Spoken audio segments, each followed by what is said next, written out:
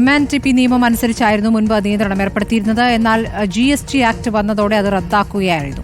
Drug control വകുപ്പിന്റെ അനുമതി മാത്രമാണ് ഇപ്പോൾ അരിഷ്ട നിർമ്മാണത്തിന് വേണ്ടത്. അബ്കാരി ആക്ടിന് കീഴിലെ ചട്ടങ്ങളിൽ ഭേദഗതി വരുത്തിയാലേ നിയന്ത്രണം കൊണ്ടുവരാനാകൂ എന്നും എക്സൈസ് വ്യക്തമാക്കുന്നു. ആദിൽ പാലോട് വിവരങ്ങൾ നൽകും. ആദിൽ, എക്സൈസ് ഇക്കാര്യത്തിൽ പറയുന്നത് എന്താണ്? ഒരു നിയന്ത്രണം സാധ്യമല്ല എന്നാണോ?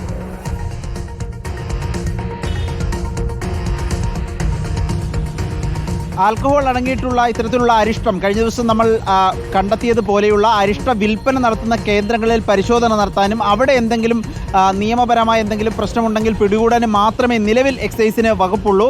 പകരം ഇത് ഉൽപ്പാദിപ്പിക്കുമ്പോൾ തന്നെ ഉൽപ്പാദന കേന്ദ്രങ്ങളിലെത്തി ഇത് കണ്ടെത്താനും പരിശോധന നടത്താനും സീൽ ചെയ്യാനും നടപടിയെടുക്കാനും ഒന്നും എക്സൈസിന് കഴിയുന്നില്ല എന്നാണ് വകുപ്പ് തന്നെ പറയുന്നത്. നേരത്തെ എക്സൈസ് ആയിരുന്നു ഇതൊക്കെ ചെയ്തുകൊണ്ടിരുന്നത്. Medicinal and toilet preparation act എന്ന നിയമപ്രകാരമാണ് ഇത് സംബന്ധിച്ച് എക്സൈസിന് അധികാരങ്ങൾ ഉണ്ടായിരുന്നത്. പക്ഷേ ഇതിൽ എക്സൈസ് ഡ്യൂട്ടിയും ഉൾപ്പെട്ടിരുന്നു ഈ നിയമത്തിൽ.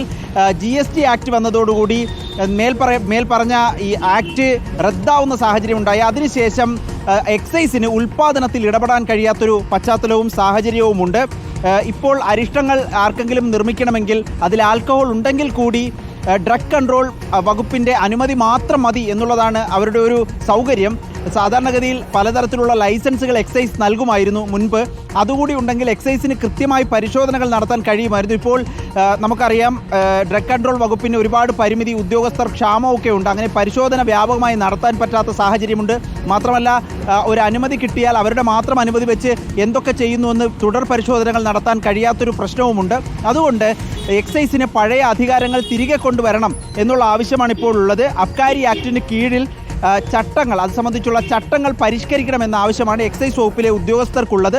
നിലവിൽ ഉള്ള സ്ഥിതി തുടരുകയാണെങ്കിൽ ഒരു തരത്തിലും നിയന്ത്രണമില്ലാതെ ഈ മേഖല മാറും. അരിഷ്ടമെന്ന് പറഞ്ഞ് പലതും കൊടുക്കുന്ന സാഹചര്യത്തിലേക്ക് കഴിഞ്ഞ ദിവസം നമ്മൾ കണ്ടെത്തിയ ഈ അരിഷ്ടങ്ങൾ പറയുമ്പോഴും ഈ വിൽപ്പന ചെയ്ത ആൾക്ക് ചെറിയ കുറ്റങ്ങളെ വരുന്നുള്ളൂ. ഇത് നിർമ്മിച്ച ആളുടേതാണ് വളരെ പ്രധാനപ്പെട്ട പ്രശ്നം. അത് ഉൽപ്പാദിപ്പിച്ച കമ്പനിക്കെതിരെയാണ്, സ്ഥാപനത്തിനെതിരെയാണ് നടപടി വേണ്ടത്. പക്ഷേ ഈ സാഹചര്യത്തിൽ നടപടിയെടുക്കാൻ എക്സൈസിന് കഴിയുന്നില്ല എന്നതാണ് പരിമിതി. അബ്കാരി ആക്ടിലെ ചട്ടങ്ങൾ ഭേദഗതി ചെയ്തതിന് പരിഹാരം കാണണമെന്നതാണ് എക്സൈസ് വകുപ്പിന്റെ ജീവനക്കാരുടെ ആവശ്യം.